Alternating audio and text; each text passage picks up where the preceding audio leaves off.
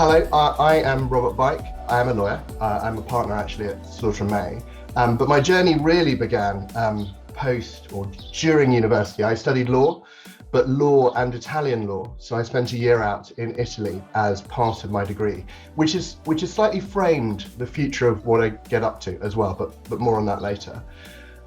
When I was looking at law firms, I was really interested and thought business was interesting and commerce was interesting, and therefore applied to a number of the larger law firms in London, including the Magic Roundabout and the Silver Circle and all those other elements. It's not called the Magic Roundabout, by the way. If you go into it, it's called the Magic Circle.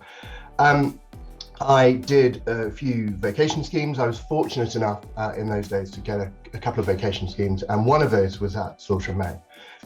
I was then fortunate enough for them to offer me a training contract and have been with them ever since. You've asked me to come up with core skills for budding lawyers, which is interesting and difficult at the same time. Every single person is an individual, and trying to put a blanket over these sort of core skills elements, I suppose the best way of describing it is we can talk about core skills, but each person will kind of exhibit those core skills in a different way. And I think it's worth remembering that as we go through them.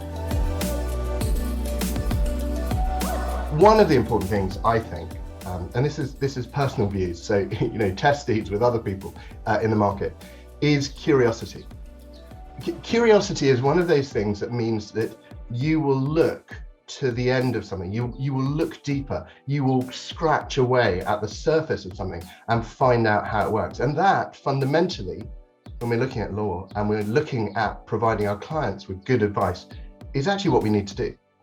Very often a client's question that they ask will not be the question that they're really asking. Sure, they've asked something, but you need to dig down deeper underneath what they actually need to know. Or indeed, in preparing for a transaction and in seeing a transaction through, you need to look forward to the end of that transaction and what is about to come towards you in order to prepare for it. All of that is a curiosity around finding out how the client works, how the people in the organization work, how the individual transaction works, what is likely to come down the path.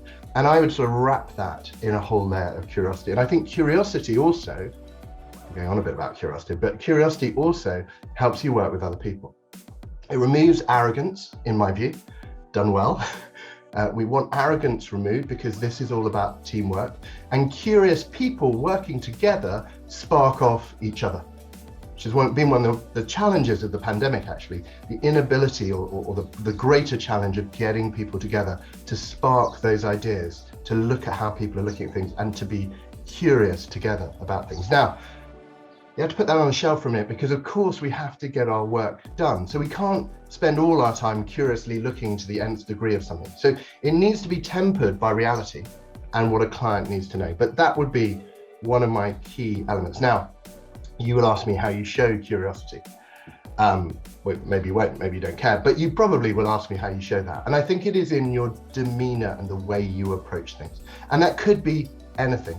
It could be a history topic that you're looking at university. It could be a piece of music. It could be around how you look at the world. When we interview people, we won't be saying, tell me what makes you curious about law. We might say why you're interested in law, but your curiosity will come out in how you talk about things and how you delve deeper into the issues of the day. And that's why part of our interview happens to be a sort of an article on a newspaper article, could be on any topic. But again, we're looking for you to delve into the issues that raises. So, curiosity. I think then I would say that a mixture of other skills, which includes dedication. The job is tough. The job is interesting, but quite often done under quite a lot of pressure. Now, that pressure is not a good thing, but the pressure sometimes gets that work done, those tasks done, those transactions done. And there's a certain element of reliance on other people. So I rely on my team. I know that they are dedicated to get the work done within normality. I know that they will work together, that they're dedicated to work as a team together, and that when someone has finished an element and other people still have things to do, they're dedicated enough that they will ask whether people need help. I don't think dedication just means continuously toiling unabated for no reason. Dedication means linking with curiosity, a dedication to get to the end of and get to the finality of what the client needs to know, which links into, this is probably my another skill, is just plain interest. And that's interest in two spheres. One is about the law. I think it's difficult to become a lawyer if you don't find the law interesting. Now, that's not every single area of law. I promise you, I'm not particularly interested in certain areas. Not the areas my clients are worried about. I'm very interested in those.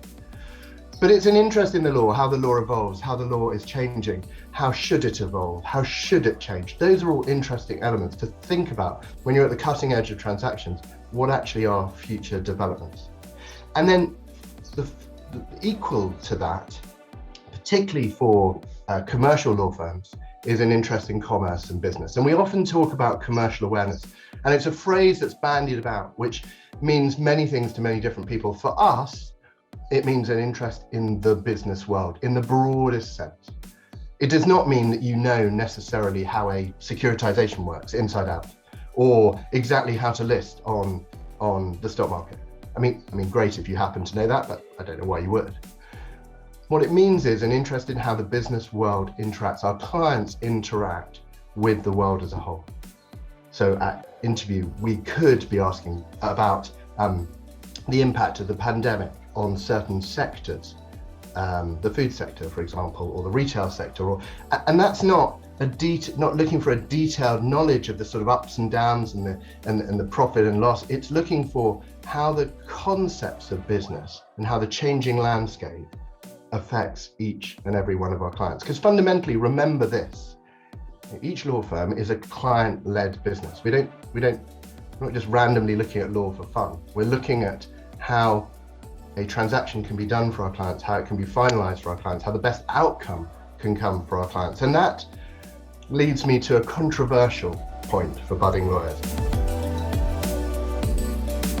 We are a client-led industry, and I don't believe that there is particular room for massive egos or arrogance within lawyers advising firms. Now, people advising clients, sorry. Now, people might disagree with this, but fundamentally, you are operating for your client, in the interest of your client, thinking about the internal ramifications for your client, that person who you are dealing with, or group of people you're dealing with, and how the client can get the best result out. This is not about looking brilliant.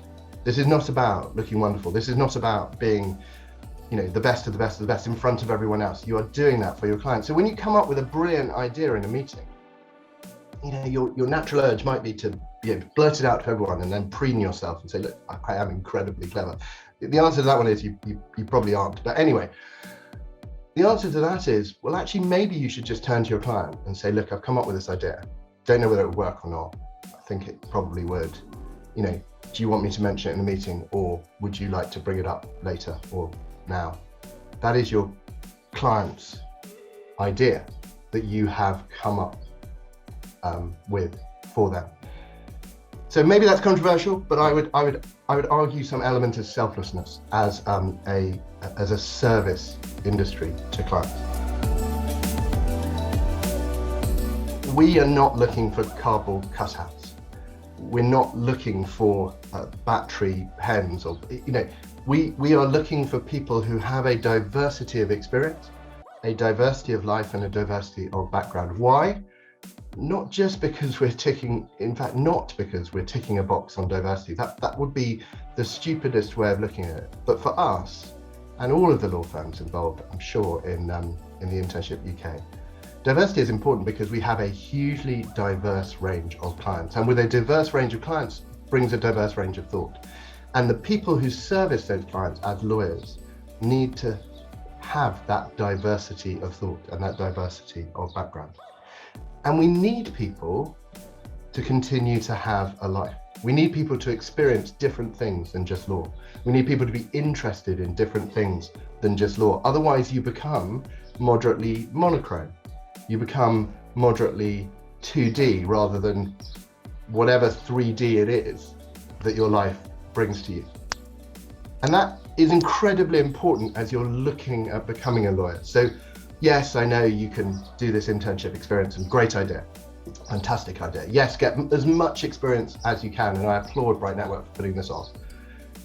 But also do the things that you absolutely love as well, and continue to do them. And those will, although you don't necessarily see the correlation, be relevant points on your CV. Things that you love doing. If you, I don't know, can't spend the summer doing internships because you're taking, I don't know, a play to the Edinburgh Fringe, or you're climbing up Machu Picchu, or you can't at the moment, but whatever you might be doing or might want to do, it's about keeping true to those things. So because at interview, when we talk to you about your life and talk to you about what really fires you and really excites you and really interests you, yes, there will be this law thing. Yes, of course, you're applying for a law job, but there will be the rich panoply of all the other things in your life. Now, just to be clear, that's not about privilege. And that's really important to make the point. Everything that you have to do in your life is relevant, and it could be through financial circumstances. You end up needing a job whilst at university, and that's completely understood. And you're, I don't know, stacking shelves in Tesco, or delivering on Deliveroo, or you're an Uber driver, whatever it might be. Now that is still relevant to who you are as a person, and I would put it on your CV, and that will still have given you skills of working with a myriad of different people, of clocking in and clocking out, working in an environment. We might even ask you, look, you've been working in Tesco's, what do you think of their products, or how they look at life, or how they do strategy? All of those things on a CV will be absolutely relevant. So don't miss them out thinking that they have an irrelevance. It's all about what makes up the tapestry of your life. I interviewed someone recently who started a Lego club at university and just loves Lego. We spent 5 or 10 minutes, 8 minutes, call it, of the interview discussing Lego. Now, who would not want a trainee who has a model, a scale model of Singapore in Lego in a room of their house? Now, look, clearly they didn't get the job because of that, but it showed how they think, how they operate, what they look at.